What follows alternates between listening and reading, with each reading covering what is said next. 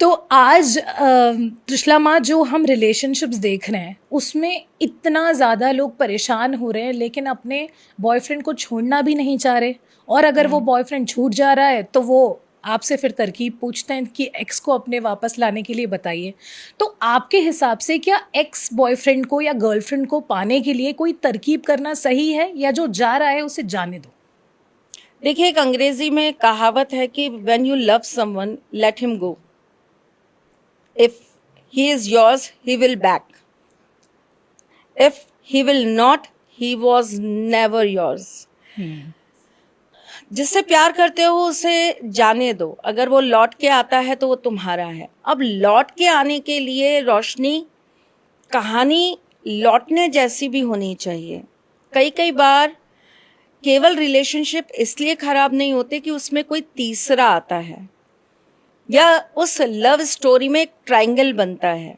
कई कई बार हालात, मजबूरियां, समय, उस समय की आप दोनों को लेकर अंडरस्टैंडिंग, आपके बीच में बहुत सारे ऐसे शख्स होते हैं, जैसे माँ हो गई, बहन हो गई, दोस्त हो गए, रिश्तेदार हो गए, वो कॉज बन जाते हैं आप दोनों के अलग होने का।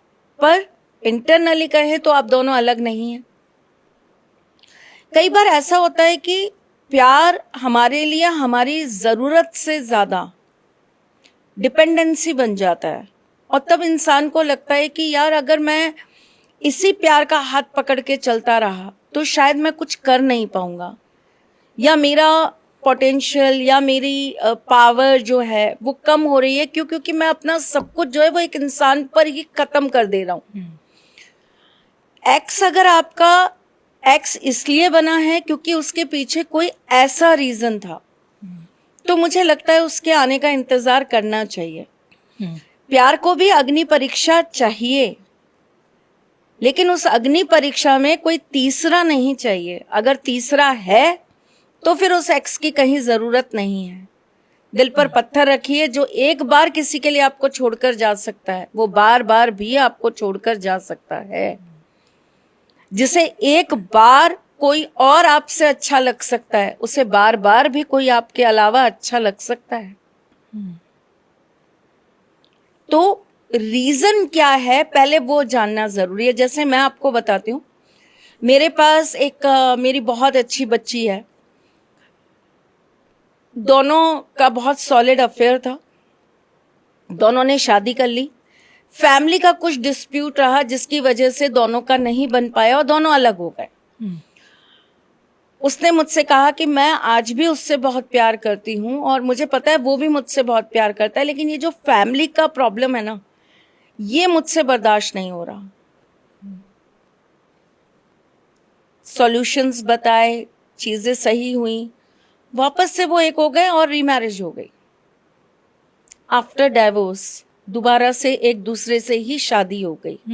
तो अगर ऐसा कोई रीजन है तो फिर एक्स के लिए किया जा सकता है, लेकिन किसी तीसरे के लिए, किसी और से अट्रैक्ट होके, किसी और के इश्क में पड़कर आप डूबते चले जा रहे हैं, तो जाओ भैया नाले में ही मुंह मारो जाके। फिर आपको पवित्र प्रेम की जरूरत नहीं। तो आप किस चीज का सॉल्यूशन और क्यों कर रहे हैं, वो रीजन बहुत जरूरी है। सेकेंड चांस मिलना चाहिए प्यार में किसी को। Second, third, fourth, fifth, six, seventh, eight, nine, 10th हमेशा चांस मिलना चाहिए। प्यार है तो चांसेस है, सेकेंड चांस क्यों नहीं मिलना चाहिए? अगर आप किसी से गलती हो गई तो, गलती बोले तो किसी और के साथ अगर किसी ने, वो गलती नहीं होती, वो पाप होता है। मतलब वो चीटिंग ही मानी जाएगी। वो चीटिंग ही मानी जाएगी। अगर आपका अपने ऊपर इतना संयम ही नहीं है, आप किसी से इतना टूटकर प्यार ही नहीं कर पा रहे हो कि आप किसी और के साथ हो और आपको वो शख्स याद भी नहीं आ रहा,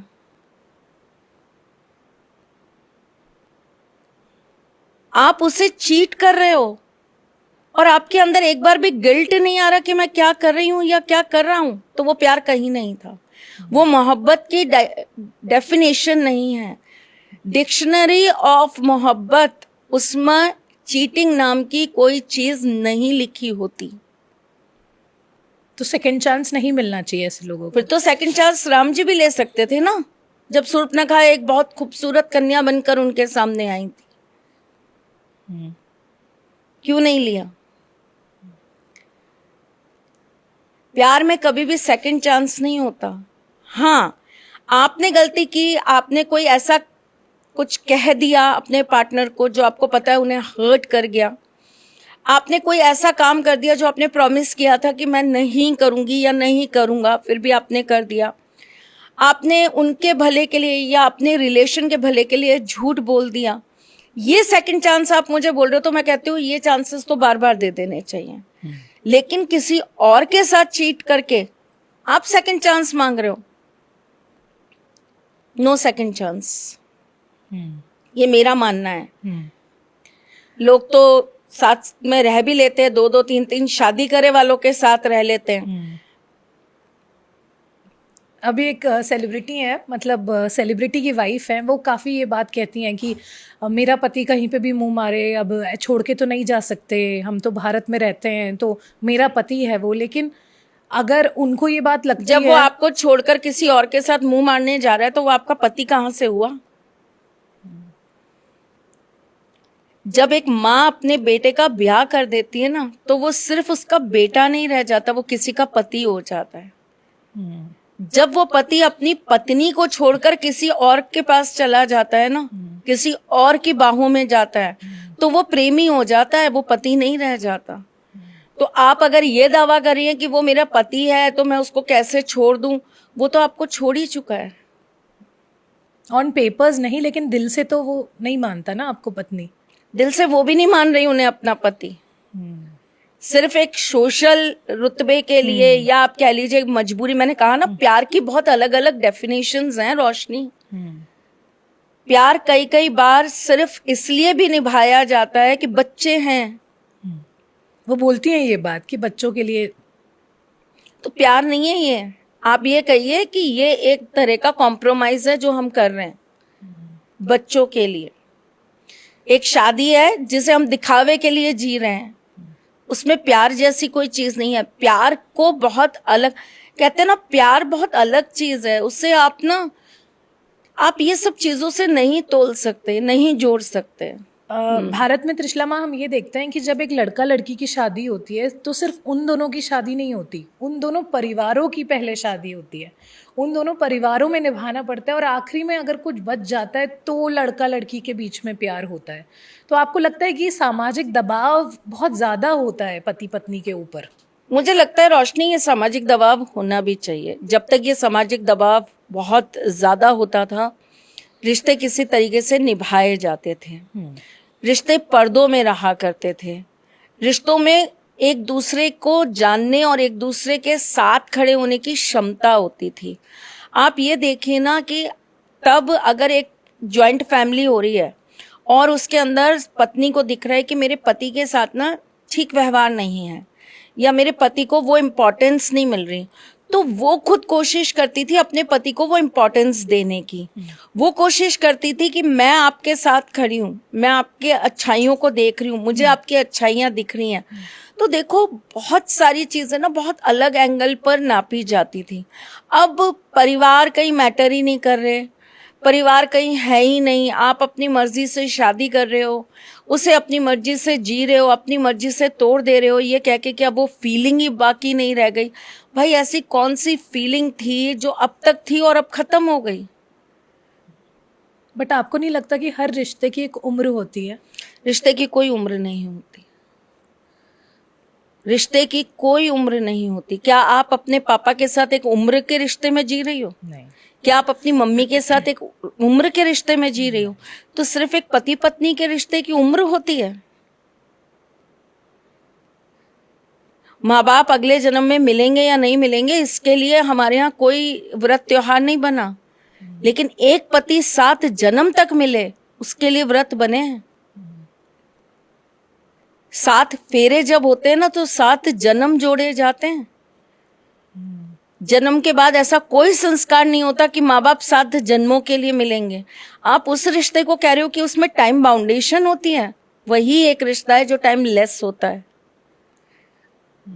आप जितना भी उस रिश्ते को जी लो, आपको फिर भी लगेगा वो रिश्ता कम है, समय और चाहिए, अभी तो और इस रिश्ते में चीजें बढ़नी थी, अभी तो और इसकी गहराई आनी थी।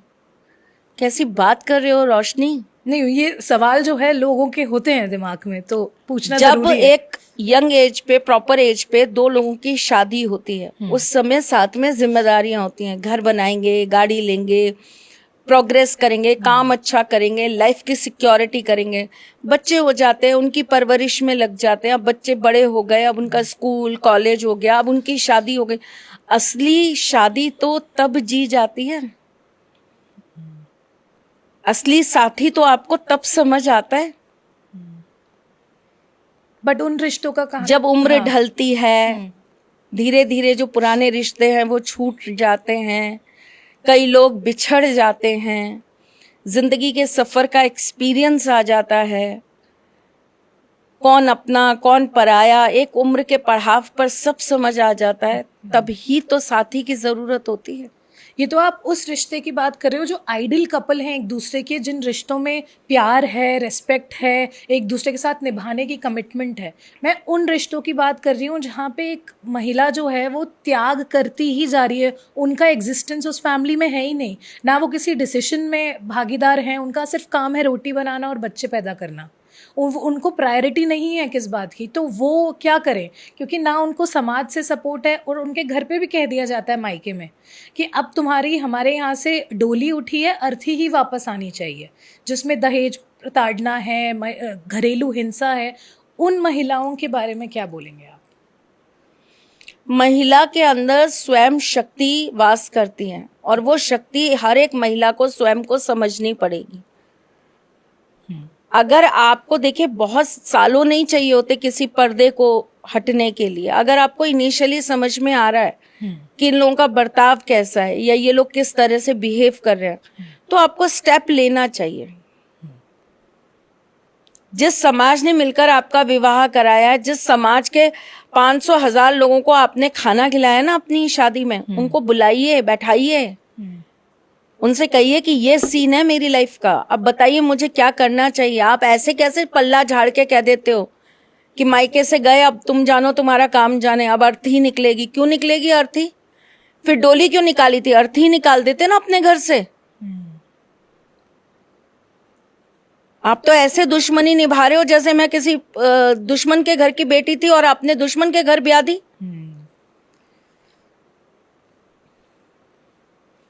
अपने हक के लिए लड़ना ये तो नारी को करना ही पड़ेगा। खामोश रहेगी, सहेगी तो नारी को और ज्यादा प्रताड़ित किया जाएगा। सबसे ज्यादा बुरी कौन सी स्त्री लगती है? जो बोलती है, स्ट्रॉन्ग ओपिनियनेटिव वुमेन, जो अपने हक के लिए डिमांड करती है, जो कहती है कि ये मेरा है, मुझे चाहिए। तो उसकी जुबान बहुत लंबी होती है। उनके कर्म लंबे नहीं होते जिनकी वजह से वो जुबान लंबी हो रही है। वो नहीं, रीजन तो आप ही हो ना। किसी की जुबान लंबी इसलिए हो रही है क्योंकि आप उसके साथ कर्म वैसा कर रहे हो। कर्म छोटे कर लो, जुबान छोटी हो जाएगी। जहाँ सच ना मिले वहाँ झूठ सही, और जहाँ हक ना मिले वहाँ लूट सही। अच्छा, उन रिलेशनशिप के बारे में आप क्या कहोगे जहाँ पे बहुत सारा प्रेम है लेकिन एक ही तरफ से है, दूसरी तरफ से इंसान इसको मारने के लिए सोच रहा है, कभी खाई से, कभी नीले ड्रम में? तो ये किस तरीके का? ये तो मैं यही कहूंगी कि बेटा ये प्यार नहीं है, ना इधर से है ना उधर से है, ये प्यार नहीं है। ऐसा नहीं है कि आदमी को दिखता नहीं है, आप ये कह लीजिए कि सब कुछ दिख रहा होता है लेकिन वो इग्नोर कर रहा होता है। वो एक झूठी उम्मीद पर जी रहा होता है कि कल को इसके मन में मेरे लिए ये चीज जागृत हो जाएगी, कल को ये मेरे लिए बदल जाएगा। आप जैसे अभी सिया वाला बात कह रहे हैं कि वो उसने उसको खाई से डाल दिया नीचे, कहीं ना कहीं उसको अंदाजा होगा कि कुछ गलत है, पर आदमी इस लेवल तक नहीं सोचता कि यहां तक चीजें गलत हो सकती हैं। ऐसा भी तो हो सकता है लव इज ब्लाइंड, सच में ही उसको इतना प्यार है, उसकी खामियां नहीं दिखती, क्योंकि जब इंसान बहुत ज्यादा प्यार में होता है तो उसे सामने वाले की खामियां नहीं दिखती, वो उसको परफेक्ट दिखता है एकदम। अंधा तो कानून भी है, हाँ। तो क्या न्याय वहां नहीं मिलता? बट अब तो पट्टी हट गई है ना कानून के आंखों से। तो प्यार की भी पट्टी हट गई है कलयुग में। दिख तो रहे हैं प्यार के नतीजे, बाथरूम के अंदर दफना दिए जाते हैं, मिक्सी में पीस दिए जाते हैं, नीले ड्रम में भर दिए जाते हैं, खाई से नीचे फेंक दिए जाते हैं। तो सच्चाइयां तो वहां भी दिख ही रही है ना प्यार की। फिर तो प्यार को अब ब्लाइंड कहना अब आप भी बंद कर दीजिए।